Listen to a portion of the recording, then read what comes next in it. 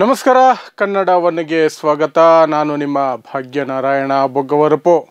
ನಿಮಗೆ ಗೊತ್ತಿರೋ ಹಾಗೆ ಧರ್ಮಸ್ಥಳದಲ್ಲಿ ನಡೆದಿರಬಹುದಾದ ಅಥವಾ ಆರೋಪಿಸಲಾಗಿರುವಂತಹ ನೂರಾರು ಹತ್ಯಾ ಪ್ರಕರಣಗಳು, ಅತ್ಯಾಚಾರಗಳ ಕುರಿತಾಗಿ SITಯನ್ನು ಫಾರ್ಮ್ ಮಾಡಲಾಗಿದೆ. ಆ ಹಿನ್ನೆಲೆಯಲ್ಲಿ SITಯಿಂದ ಇವತ್ತು ಒಂದಷ್ಟು ಗಾಳಿ ಸುದ್ದಿಗಳು ಹರಿದಾಡ್ತು. ಯಾವುದೂ ಸಹ ಕನ್ಫರ್ಮ್ ಆಗಿಲ್ಲ. ಅದರಲ್ಲಿ ಇಬ್ಬರು ಅಧಿಕಾರಿಗಳು, IPS ಅಧಿಕಾರಿಗಳು ಯಾರು ಆ SIT ತಂಡದ ಭಾಗವಾಗಿ ನೇಮಿಸಲಾಗಿದೆಯೋ ಅವರು ಹಿಂಜರಿತಾ ಇದ್ದಾರೆ. ಅವರು ಆ ತಂಡದ ಭಾಗವಾಗಲಿಕ್ಕೆ ಇಷ್ಟಪಡ್ತಾ ಇಲ್ಲ ಅನ್ನುವಂತಹ ಸುದ್ದಿಗಳು ಬಂತು. ಆದರೆ ಅದ್ಯಾವುದೂ ಕೂಡ ಇಲ್ಲಿಯವರೆಗೆ ಅಧಿಕೃತ ಇಲ್ಲ. ಆದರೆ ಇದರ ನಡುವೆ ಇದನ್ನು ಕೋಮು ಬಣ್ಣಕ್ಕೆ ತಿರುಗಿಸಬೇಕು ಅಂತ ಒಬ್ಬರು ಸ್ಪೆಷಲ್ ಕ್ಯಾರೆಕ್ಟರ್ ಇಳಿದಿದ್ದಾರೆ. ಅವರು ಎಂಥ ಸಾಚಾ ಕ್ಯಾರೆಕ್ಟರ್ ಅಂದರೆ ಮಹಾನ್ ಸಾಚಾ ಕ್ಯಾರೆಕ್ಟರ್. ಆ ಕ್ಯಾರೆಕ್ಟರ್ ಹೆಸರು ಮಿಸ್ಟರ್ ಜನಾರ್ದನ ರೆಡ್ಡಿ, ಶಾಸಕ ಜನಾರ್ದನ ರೆಡ್ಡಿ. ಜನಾರ್ದನ ರೆಡ್ಡಿ ಹಿಸ್ಟ್ರಿ, ಜನಾರ್ದನ ರೆಡ್ಡಿಯ ಬದುಕು, ಜನಾರ್ದನ ರೆಡ್ಡಿಯ ಏನೆಲ್ಲ ಹೇಳಬಹುದು ಅವನ್ನ ನೋಡಿಕೊಂಡ್ರೆ ಆ ಮನುಷ್ಯ ಮೀಡಿಯಾಗಳ ಮುಂದೆ ಬರೋದಕ್ಕೇನೆ ನಾಚ್ಕೋಬೇಕು, ನಾಚ್ಕೊಂಡು ಬಚ್ಚಿಟ್ಕೊಂಡು ಓಡಾಡಬೇಕು. ಅಂಥ ಆರೋಪಗಳು, ಅಂಥ ತೀರ್ಪುಗಳು ಎಲ್ಲವೂ ಬಂದಿದೆ. ಆದರೂ ನಾಚಿಕೆ, ಮಾನ, ಮರ್ಯಾದೆ ಎಲ್ಲ ಬಿಟ್ಟು ಇವತ್ತು ಧರ್ಮಸ್ಥಳದಲ್ಲಿ ನಡೆದಿರಬಹುದಾದಂತಹ ಅಪರಾಧ ಕೃತ್ಯಗಳನ್ನು ತನಿಖೆ ಮಾಡೋದಕ್ಕೆ SITಯನ್ನು ನೇಮಕ ಮಾಡಿದರೆ ಸರ್ಕಾರ, ಅದನ್ನು ಕೋಮು ಬಣ್ಣಕ್ಕೆ ತಿರುಗಿಸುವಂತಹ ಒಂದು ಸಮುದಾಯವನ್ನು ಖುಷಿಪಡಿಸೋದಕ್ಕೆ ಅಂತ ಇಂಡೈರೆಕ್ಟಾಗಿ ಮುಸ್ಲಿಮರನ್ನು ಟಾರ್ಗೆಟ್ ಮಾಡುವಂತಹ ಕೆಲಸವನ್ನು ಈ ನೀಚ ಮನುಷ್ಯ ಮಾಡಿದ್ದಾರೆ. ಇನ್ನು ಯಡಿಯೂರಪ್ಪನವರಂತೂ ಕ್ಲೀನ್ ಚಿಟ್ ಕೊಟ್ಟಿದ್ದಾರೆ. ಏನು ಹೇಳಿದ್ರು ಅಂತ ಆಮೇಲೆ ಹೇಳ್ತೀನಿ. ಅದಕ್ಕಿಂತ ಮೊದಲು ಈ ರೆಡ್ಡಿ ಕಡ್ಡಿ ಅಲ್ಲಾಡಿಸಿದ್ದು ಪ್ಲಸ್ ಯಡಿಯೂರಪ್ಪ ಕ್ಲೀನ್ ಚಿಟ್ ಕೊಟ್ಟಿದ್ದನ್ನು ಮುಂದಕ್ಕೆ ಹೇಳ್ತೀನಿ. ಅದಕ್ಕಿಂತ ಮೊದಲು ಇವತ್ತು ಪರಮೇಶ್ವರ್ ಅವರು ಸಹ ಒಂದು ಹೇಳಿಕೆಯನ್ನು ಕೊಟ್ಟಿದ್ದಾರೆ. ಧರ್ಮಸ್ಥಳದಲ್ಲಿ ಏನೋ ತಪ್ಪುಗಳು ಆಗಿಲ್ಲ ಅಂದರೆ ಸಂತೋಷದ ಸಮಾಚಾರ ಅಂತ. ಅದರ ಜೊತೆಗೆ ಇವತ್ತು ಖಾದರ್ ಸಾಹೇಬರೊಂದು ಡೈಲಾಗ್ ಹೊಡೆದಿದ್ದಾರೆ. ಅವರು ಮಾಮೂಲಿ ವಕ್ಫ್ ಬೋರ್ಡ್ ವಿಚಾರವಾಗಿ ಮುಸ್ಲಿಮರಿಗೆ ಕೊಟ್ಟಂತಹ ಸಲಹೆಯನ್ನೇ ಧರ್ಮಸ್ಥಳದ ಪ್ರಕರಣದಲ್ಲಿಯೂ ಸಹ ಈ ರಾಜ್ಯದ ಜನತೆಗೆ ಕೊಟ್ಟಿದ್ದಾರೆ. ಡೈಲಾಗ್ ಬದಲಾಗಿಲ್ಲ. ಅವತ್ತು ಮುಸ್ಲಿಮರಿಗೆ ವಕ್ಫ್ ಬೋರ್ಡ್ ವಿಚಾರವಾಗಿ ಕೊಟ್ಟ ಅದೇ ಸಲಹೆ, ಗಡಿಬಿಡಿ ಮಾಡಬೇಡಿ, ಎಲ್ಲ ಮುಳುಗೋವರೆಗೂ ಕಾಯಿರಿ ಅಂತ ಅರ್ಥ. ವಕ್ಫ್ ಬಗ್ಗೆ ಹಂಗೆ ಹೇಳಿದ್ರು. ಪ್ರತಿಭಟನೆಗಳನ್ನು ಇದನ್ನು ಏನೇನೋ ಮಾಡೋಕ್ಕೆ ಹೋಗಬೇಡಿ, ಗಡಿಬಿಡಿ ಮಾಡಬೇಡಿ ಅಂತ. ಈಗ ಆಲ್ಮೋಸ್ಟ್ ವಕ್ಫ್ ಬೋರ್ಡನ್ನು ತಿಂದು ಬಿಸಾಕೋ ಹಂತಕ್ಕೆ BJP ಸರ್ಕಾರ ಬಂದಿದೆ, ಮೋದಿ ಸರ್ಕಾರ ಬಂದಿದೆ. ಈಗ ಅದರ ಬಗ್ಗೆ ಮಾತಾಡಲ್ಲ ಖಾದರ್ ಸಾಹೇಬರು. ಅದೇ ರೀತಿ ಈಗ ಧರ್ಮಸ್ಥಳದ ವಿಚಾರದಲ್ಲಿಯೂ ಸಹ ಹೇಳ್ತಿದ್ದಾರೆ. 30-35 ವರ್ಷಗಳಿಂದ ನಡೀತಾ ಇರುವಂತಹ ಅಪರಾಧ ಕೃತ್ಯಗಳ ಬಗ್ಗೆ ಇನ್ನೂ ಹೇಳ್ತಾರೆ, ಗಡಿಬಿಡಿ ಬೇಡ, ನಾರ್ಮಲ್ ಆಗಿರೋಣ. ಯಾಕೆ? ಇವರ ಮನೆಯವ್ರಿಗೆ ಯಾರಿಗೂ ಏನೂ ತೊಂದರೆ ಆಗಿಲ್ವಲ್ಲ, ಇವರ ಅಕ್ಕಪಕ್ಕದವ್ರಿಗೆ ಯಾರಿಗೂ ತೊಂದರೆ ಆಗಿಲ್ವಲ್ಲ, ಇವರಿಗೆ ವೈಯಕ್ತಿಕವಾಗಿ ತೊಂದರೆ ಆಗಿಲ್ವಲ್ಲ, ಹಾಗಾಗಿ ಗಡಿಬಿಡಿ ಬೇಡ, ಆರಾಮಾಗಿರ್ಬೇಕು. ಯಾಕಂದರೆ ನಾಳೆ ಎಲೆಕ್ಷನ್ ಬಂದಾಗ ಅಂದರಿಕಿ ಮಂಚಿವಾಡು ಅನ್ನಿಸ್ಕೋಬೇಕಲ್ಲ, ಎಲ್ಲರ ಓಟುಗಳು ಪಡ್ಕೋಬೇಕಲ್ಲ. ಈಗೇನಾದರೂ ಮಾತಾಡಿ ಒಂದು ಸಮುದಾಯನೋ ಒಂದು ಗುಂಪು ಬೇಜಾರು ಮಾಡ್ಕೊಂಬಿಟ್ರೆ ಎಲ್ಲರನ್ನೂ ಖುಷಿ ಪಡಿಸ್ಬೇಕು. ನಮ್ಮ ಖಾದರ್ ಸಾಹೇಬರ ಒಂದು ಲೆಕ್ಕಾಚಾರ, ಎಲ್ಲರನ್ನೂ ಖುಷಿ ಪಡಿಸ್ಬೇಕು. ಅಂದರಿಕೆ ಮಂಚಿವಾಡು ಅನಂತರಾಮುಡು ಅಂತ ಒಂದು ಗಾದೆ ಮಾತಿದೆ ತೆಲುಗಲ್ಲಿ, ಎಲ್ಲರಿಗೂ ಒಳ್ಳೆಯವನು ಅನಂತರಾಮ ಅಂತ. ಆ ರೀತಿ ನಮ್ಮ ಖಾದರ್ ಸಾಹೇಬರು ಇವತ್ತು ಆ ಸಲಹೆಯನ್ನು, ವಕ್ಫ್ ಬೋರ್ಡ್ ವಿಚಾರವಾಗಿ ಮುಸ್ಲಿಮರಿಗೆ ಕೊಟ್ಟ ಸಲಹೆಯನ್ನು ಇಡೀ ರಾಜ್ಯದ ಜನತೆಗೆ ಧರ್ಮಸ್ಥಳದ ವಿಚಾರವಾಗಿ ಕೊಟ್ಟಿದ್ದಾರೆ. ಸೊ ಈಗ ಮುಖ್ಯವಾದ ವಿಚಾರಕ್ಕೆ, ಆ್ಯಕ್ಚುಲಿ ಈ ಮನುಷ್ಯ ಜನಾರ್ದನ ರೆಡ್ಡಿ ಅನ್ನುವಂತಹ ಮನುಷ್ಯ ಯಾವುದೇ ವಿಚಾರದಲ್ಲಿಯೂ ಸಹ ತನ್ನದಾಯಿತು, ತನ್ನ ಭ್ರಷ್ಟಾಚಾರ ಆರೋಪಗಳಾಯಿತು, ಕೇಸುಗಳಾಯಿತು, ಜೈಲಿಗೆ ಹೋಗೋದಾಯಿತು, ಬೇಲ್ ಪಡ್ಕೊಳ್ಳೋದಾಯಿತು, ವಿರೋಧ ಪಕ್ಷಗಳ ಏನೋ ಷಡ್ಯಂತ್ರ, ನಾನು ಮಣ್ಣು ತಿಂದಿದ್ದು ವಿರೋಧ ಪಕ್ಷಗಳ ಷಡ್ಯಂತ್ರ, ಗಣಿ ಲೂಟಿ ಮಾಡಿದ್ದು ಆರೋಪಗಳು ನಮ್ಮ ವಿರೋಧ ಪಕ್ಷದ ಷಡ್ಯಂತ್ರ, ಎಲ್ಲವೂ ವಿರೋಧ ಪಕ್ಷದವರೇ, ನಾನೇನು ಮಾಡಿಲ್ಲ, ನಾನು ಸಾಚ ಅಂತ ಹೇಳಿಕೊಂಡು ವಿಗ್ ಹಾಕ್ಕೊಂಡು ಹೊಸದಾಗಿ ಅಲ್ಲಿ ಇಲ್ಲಿ ಓಡಾಡ್ಕೊಂಡಿದ್ರು.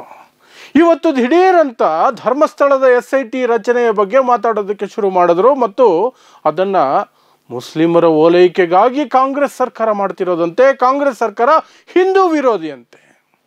ಎಂಥ ನೀಚತನ ಈ ಮನುಷ್ಯನಲ್ಲಿ ತುಂಬಿಕೊಂಡಿದೆ ನೋಡ್ಕೊಳ್ಳಿ.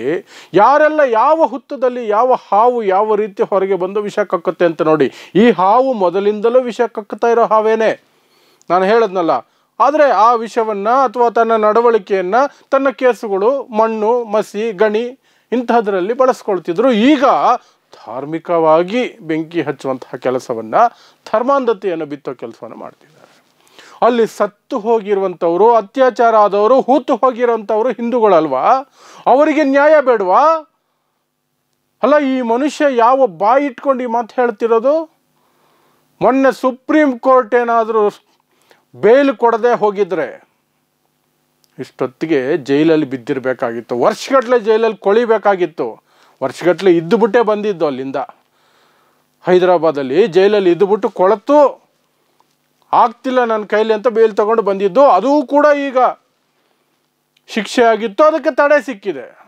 ಓಕೆ, ತಡೆ ಸಿಕ್ಕಿದೆ. ಆದರೆ ಇಷ್ಟೆಲ್ಲ ಆಗಿದ್ರೂ ಸಹ ತನ್ನ ನೀಚತನವನ್ನು ಬಿಡಲ್ಲ. ಈಗ ಧರ್ಮಗಳ ನಡುವೆ ತಂದಿಕ್ಕೋ ಕೆಲಸ ಮಾಡ್ತೀನಿ ಅಂತ ಓಡಾಡೋದಿದೆಯಲ್ಲ, ಅದು ಎಷ್ಟು ನೀಚತನ ನೀವೇ ಯೋಚನೆ ಮಾಡಿ. ಎಷ್ಟು ನೀಚತನ ಅನ್ನೋದನ್ನು ನೀವೇ ಯೋಚನೆ ಮಾಡಿ. ಸತ್ತವರೆಲ್ಲರಿಗೂ ಕೂಡ ಏನೇ ಆಗಿದ್ರೂ ಪರವಾಗಿಲ್ಲ, ಧರ್ಮಸ್ಥಳ ಧರ್ಮಸ್ಥಳ ಧರ್ಮಸ್ಥಳ. ಅವನಿಗೆ ತೊಂದರೆಯಾಗಬಾರ್ದು. ಎಷ್ಟು ಜೀವ ಹೋಗಿದ್ರು ಸರಿ, ಏನೆಲ್ಲ ಅತ್ಯಾಚಾರಗಳಾಗಿದ್ರು ಸರಿ. SIT ರಚನೆ ಹಿಂದೂ ವಿರೋಧಿ ನಡೆಯಂತೆ. ಇದಕ್ಕೆ ಈ ಸರ್ಕಾರಕ್ಕೆ ಶಾಪ ತಟ್ಟುತ್ತಂತೆ, ಸರ್ಕಾರನೇ ಬಿದ್ದು ಹೋಗುತ್ತಂತೆ. ಅಬ್ಬಾ, ಎಂಥ ಸಾಚ ಮನುಷ್ಯನ ಶಾಪ ಇದು! ಒಬ್ಬೊಬ್ಬೊಬ್ಬೊಬ್ಬೊಬ್ಬ. ಈ ಮನುಷ್ಯನ ಮಾತಿಗೆ ಅಷ್ಟೆಲ್ಲ ಒಳ್ಳೆಯ ಗುಣ ಇದ್ದಿದ್ರೆ ಇನ್ನೇನು ಹೇಳಬೇಕಾಗಿತ್ತು? ನಾಚಿಕೆ, ಮಾನ, ಮರ್ಯಾದೆ ಎಲ್ಲ ಬಿಟ್ಟು ಈ ರೀತಿ ರಾಜಕಾರಣಿಗಳು ಹೇಗೆ ಬೇಕಾದರೂ ಮಾತಾಡ್ತಾರೆ ಅನ್ನೋದಕ್ಕೆ ಇದೊಂದು ಸ್ಪಷ್ಟ ಉದಾಹರಣೆ. ಇನ್ನು ಇದೆಲ್ಲದರ ನಡುವೆ ಮಿಸ್ಟರ್ ಯಡಿಯೂರಪ್ಪ ಪೋಕ್ಸೋ ಆರೋಪಿ, ಈ ವಯಸ್ಸಲ್ಲಿ ಪೋಕ್ಸೋ ಕೇಸ್ ಹಾಕಿಸ್ಕೊಂಡು ಆರೋಪಿಯಾಗಿ ನಿಂತಿರೋದೇ ಒಂದು ನಾಚಿಕೆಗೇಡಿನ ಸಂಗತಿ. ಅದಕ್ಕೆ ಇವತ್ತು ಕ್ಲೀನ್ ಚಿಟ್ ಕೊಡ್ತಾ ಇದ್ದಾರೆ. SITಗಿಂತ ಮೊದಲೇ, ತನಿಖೆಗಿಂತ ಮೊದಲೇ, ಎಲ್ಲದಕ್ಕಿಂತ ಮೊದಲೇ, ಕೋರ್ಟ್ಗಿಂತ ಮೊದಲೇ ಧರ್ಮಸ್ಥಳದಲ್ಲಿ ಏನೂ ತಪ್ಪಾಗಿಲ್ಲ, ತನಿಖೆ ಮಾಡಿಕೊಳ್ಳಿ. ಅಂದರೆ ಈ ಮನುಷ್ಯ ಮುಖ್ಯಮಂತ್ರಿ ಆಗಿದ್ದಾಗ ಆ ಸ್ಥಾನದ ಬಗ್ಗೆ, ಆ ಜಾಗದ ಬಗ್ಗೆ, ಆ ವ್ಯಕ್ತಿಗಳ ಬಗ್ಗೆ ಯಾರಾದರೂ ದೂರು ಅಥವಾ ಇನ್ನೇನಾದರೂ ಕೊಟ್ಟಿದ್ರೆ ಇವರ ನಡವಳಿಕೆ ಹೇಗಿರ್ತಿತ್ತು, ಹೇಗಿರಬಹುದು, ಹೇಗಿತ್ತು, ಏನು ಮಾಡಿರಬಹುದು ಇವರೆಲ್ಲ, ಎಲ್ಲ ಏನೇನು ಮಾಡಿರಬಹುದು ಇವರುಗಳು. ಏನು ತನಿಖೆನೂ ಆಗಬಾರ್ದಂತೆ, ತನಿಖೆ ಆಗೋದೇ ತಪ್ಪು, ಅದೇ ಹಿಂದೂ ವಿರೋಧಿ ಅಂತ ಒಬ್ಬ, ಏನೂ ಆಗಿಲ್ಲ ಅಲ್ಲಿ, ಏನೂ ಆಗಿಲ್ಲ ಅಂತ ಇನ್ನೊಬ್ಬ. ಅಂದರೆ ಏನು, ಸತ್ತವರೆಲ್ಲ ಏನು ಅವರ ಖುಷಿಗೆ ಹೋಗಿ ಮಣ್ಣಲ್ಲಿ ಮಲ್ಕೊಂಡು ಅವ್ರ ಮೇಲೆ ಅವರೇ ಮಣ್ಣು ಹಾಕ್ಕೊಂಡ್ರ? ಅಷ್ಟು ಪ್ರಕರಣಗಳು 1980ರ ದಶಕದಲ್ಲೇ ಸದನದಲ್ಲೇ ಚರ್ಚೆ ಆಗಿರುವಂತಹ ಮಟ್ಟಕ್ಕೆ ಅಲ್ಲಿ ಗೂಂಡಾಗಿರಿ ನಡೀತಾ ಇದೆ, ಏನೇನೋ ಅಕ್ರಮಗಳು ನಡೀತಾ ಇದ್ದಾವೆ ಅಂತ ಆಗಲೇ ಚರ್ಚೆ ಆಗಿತ್ತಲ್ಲ. ಅದೆಲ್ಲ ಹುಚ್ಚುತನನ?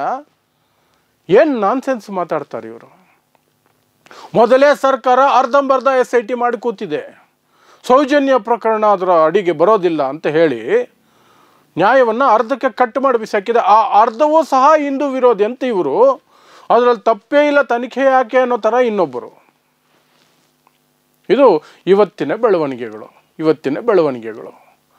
ಇಂಥದ್ದು ಇನ್ನು ಎಷ್ಟು ಬೆಳವಣಿಗೆಗಳಾಗ್ತಾವೋ ಗೊತ್ತಿಲ್ಲ ಈ ಪ್ರಕರಣದಲ್ಲಿ.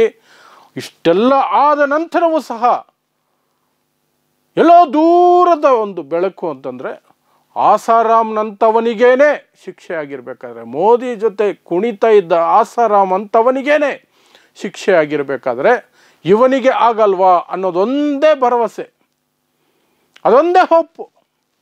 ಆ ಹೋಪ್ ಇಟ್ಕೊಂಡೇ ನಾವು ನಿರೀಕ್ಷೆ ಇಟ್ಕೋಬೋದು ಅಷ್ಟೇ, ಇನ್ನೇನೂ ಇಲ್ಲ.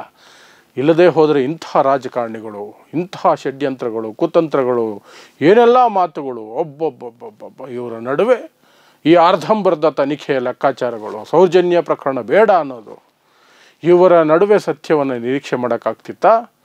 ಆ ಒಂದು ಪ್ರಕರಣ ಅಷ್ಟೇ ಅದಿರೋದರಿಂದಲೇ ಎಲ್ಲೋ ಒಂದು ಕಡೆ ನ್ಯಾಯ ಸಿಗ್ಬೋದು ಅನ್ನುವಂಥ ನಿರೀಕ್ಷೆಯನ್ನು ನಾವು ಇಟ್ಕೋಬಹುದು ಅಂತ ನನಗನ್ಸುತ್ತೆ. ಸೊ ನೋಡೋಣ ಏನೆಲ್ಲ ನಾಟಕಗಳು ಮಾಡ್ತಾರೆ, ಯಾರು ಏನೆಲ್ಲ ಮಾಡ್ತಾರೆ ಅಂತ. ಕೊನೆಗೆ ಈ ರಾಜ್ಯದ ಜನತೆ ಮತ್ತು ನ್ಯಾಯ ಗೆಲ್ಲುತ್ತಾ ಒಬ್ಬ ದುರಹಂಕಾರಿ, ಅವನ ಲೆಕ್ಕಾಚಾರಗಳು, ಅವನ ಷಡ್ಯಂತ್ರಗಳು, ಅವನ ಹಿಡಿತ ಗೆಲ್ಲುತ್ತಾ ಅಂತ ಮುಂದಕ್ಕೆ ಗೊತ್ತಾಗುತ್ತೆ. ನೋಡೋಣ. ಸೊ ಇದಿಷ್ಟು ಇವತ್ತಿನ ಬೆಳವಣಿಗೆಗಳು. ಪ್ರತಿದಿನ ಅಥವಾ ಯಾವಾಗೆಲ್ಲ ಏನೆಲ್ಲ ಪ್ರಮುಖ ಬೆಳವಣಿಗೆಗಳಾಗ್ತಾವೋ ಅವಾಗೆಲ್ಲ ನಿಮ್ಮ ಮುಂದೆ ಸುದ್ದಿ ಇಡುವಂತಹ ಪ್ರಯತ್ನವನ್ನು ನಾನು ಮಾಡ್ತಾನೆ ಇರ್ತೀನಿ. ನೋಡ್ತಾ ಇರಿ ಸಮಾಜಕ್ಕಾಗಿ ಕನ್ನಡ 1 ನ್ಯೂಸ್. ನಮಸ್ಕಾರ.